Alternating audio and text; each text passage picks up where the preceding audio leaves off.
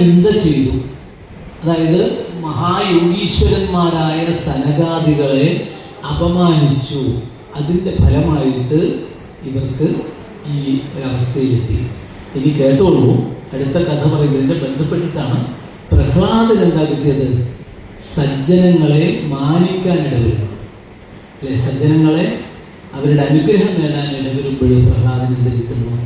ജീവിതത്തിൽ തന്നെ സകല സദ്ഗുണങ്ങളും കിട്ടുന്നു. അതുകൊണ്ട് സജ്ജന സംസർഗം താനേ ജയിക്കുന്നു, ദുർജന ഗർജനം മങ്ങിയിടുന്നു.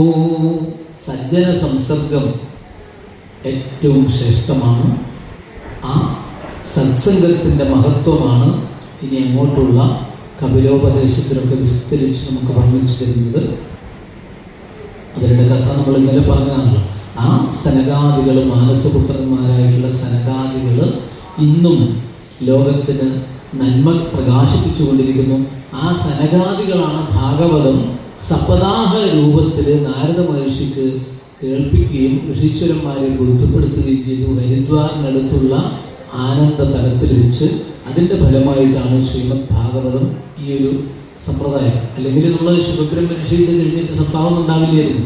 ഇതിലൊരു പദ്ധതി ഉണ്ടാക്കിയിട്ട് ഇങ്ങനെ നിങ്ങൾ ചെയ്തോളൂ. 7 ദിവസങ്ങളിലായിട്ട് മഹായജ്ഞം ചെയ്താൽ വൈകുണ്ഠമൂർത്തി ഇവിടെ വരും. കാണിച്ചു കൊടുത്തു. 7ാമത്തെ ദിവസം വൈകുണ്ഠം വിട്ട് ഭഗവാൻ തന്നെ അവിടെ വന്നിരിക്കുന്നു. ആ ഒരു രംഗം ലോകത്തിൽ ആദ്യമായിട്ടുണ്ടായി. അതുകൊണ്ട് സനകാദികളെ നമ്മൾ ബന്ധിക്കണം. ഭഗവാന്റെ ശ്രീപത്മനാഭൻ്റെ ആദിനാരായണമൂർത്തിയുടെ പരമഭക്തന്മാരായിട്ട് കൊച്ചു കുട്ടികളെ പോലെ 5 വയസ്സ് തോന്നിക്കുന്നവരാണ് 4 പേരും. അവരാണ് സനകാദികൾ. ചിലപ്പോഴും കണ്ടിട്ടുണ്ടോ? ഇല്ലല്ലോ, കാണാൻ സാധ്യതയില്ല. ശ്രീപത്മനാഭൻ്റെ ഫോട്ടോയിലൊക്കെ പിന്നെ കാണാം. ഇതൊക്കെ കൊണ്ട് കൊച്ചു കുട്ടികളിൽ 4 പേര്, അവരാണ് സനകാദികൾ. ഇതൊക്കെ ഒന്ന് ഭാഗവതത്തിൽ 1ാം ദിവസം മനസ്സിലാക്കേണ്ട പാഠങ്ങളുടെ ഒരു സംഗ്രഹമാണ് ഇപ്പോൾ പറഞ്ഞത്.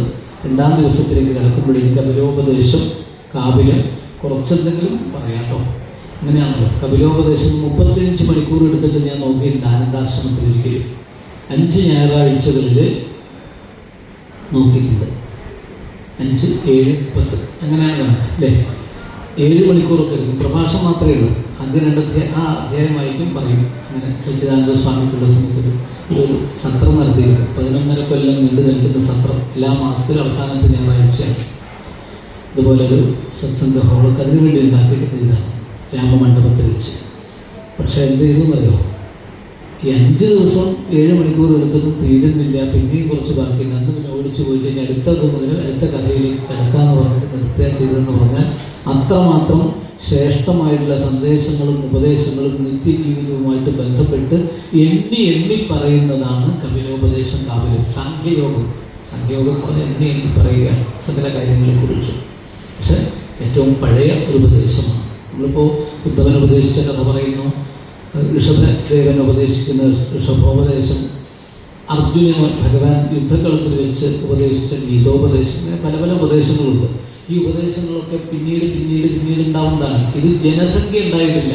ആദ്യം ലോകത്തിലൊരു വിവാഹം നടന്ന് ആദ്യത്തെ സന്താനം ഒക്കെ ഉണ്ടായ സമയത്തുണ്ടായ ഉപദേശമാണ്. ജനസംഖ്യ ഉണ്ടാവുന്നതിന് മുമ്പേ ഇത് ഉണ്ടായിക്കഴിഞ്ഞാൽ അവർക്ക് വേണ്ടുന്ന നിയമസംഹിതയായിട്ടുള്ള ഉപദേശമാണ് കപിലോപദേശം. ഓർമ്മിക്കുക, അത് ജനങ്ങളില്ല, കെട്ടിടങ്ങളില്ല, ക്ഷേത്രങ്ങളില്ല, ആരാധനകളൊന്നുമില്ല, ആ സമ്പ്രദായങ്ങളൊന്നുമില്ല. തപസ് ചെയ്യുക എന്നുള്ളത് മാത്രമേ ഉള്ളൂ. ഹൃദയ ധ്യായതോ വിഷ്ണു ത്രേതായാം യജതോ മഖൈഹി ദ്വാപരേ പരിചര്യായാം കലോത്തത് ഹരികീർത്തനാണ്. ഇങ്ങനെ ഘട്ടങ്ങളുണ്ട്. അതിങ്ങനെ തപസ്സനുഷ്ഠിക്കുന്ന ഒരു കാലഘട്ടമാണ്. ആ കാലഘട്ടത്തിൽ നമ്മൾ പറയുന്ന വിഗ്രഹങ്ങളില്ല, രൂപങ്ങൾ നമുക്ക് കാണാനുണ്ടാവില്ല, ആരാധിക്കാൻ. ഈ പറഞ്ഞ് കേട്ടിട്ട് മനസ്സിലൂടെ ധ്യാനഭാവത്തിലൂടെ മാത്രമേ കിട്ടുള്ളൂ. ഗുരുവായൂരപ്പൻ്റെ ഫോട്ടോ ഇങ്ങനെ കാണിച്ചിട്ട് ഇതിങ്ങനെ നോക്കിക്കോളൂ എന്ന് പറഞ്ഞിട്ടുണ്ടോ? ദേവകി ദേവിയോട് വസുദേവർ പറഞ്ഞിട്ടുണ്ടോ? ഇല്ല. ആ രൂപം മനസ്സിൽ കണ്ടത് വർണ്ണിച്ചു കൊടുക്കുകയാണ് വാക്കുകളിലൂടെ. പണ്ട് ഗുരുവായൂരപ്പൻ്റെ വിഗ്രഹം ഇങ്ങനെ ഉണ്ടാക്കുക, ശില്പി ശ്ലോകം വെച്ചിട്ടാണ് ഉണ്ടാക്കേണ്ടത്. ആ ശ്ലോകത്തിൽ പറയുന്ന കണക്കുകൾ വെച്ചിട്ടാണ് ശില്പി ഉണ്ടാക്കേണ്ടത്. ഇന്ന് നമുക്ക് മോഡലുണ്ട് അല്ലേ? ഒരു ചിത്രം കിട്ടിക്കഴിഞ്ഞാൽ അത് വെച്ചിട്ട് എത്ര വേണമെങ്കിലും വരക്കാം. എന്നിട്ട് ഗുരുവായൂരപ്പനെ ഞാൻ ദിവസേന വരക്കുന്നുണ്ടെന്നൊക്കെ പറയുന്ന ആൾക്കാരുണ്ടെന്ന് കേട്ടിട്ടുണ്ട് അല്ലേ? ഇതൊന്നും അല്ല കാലഘട്ടം എന്നാണ്.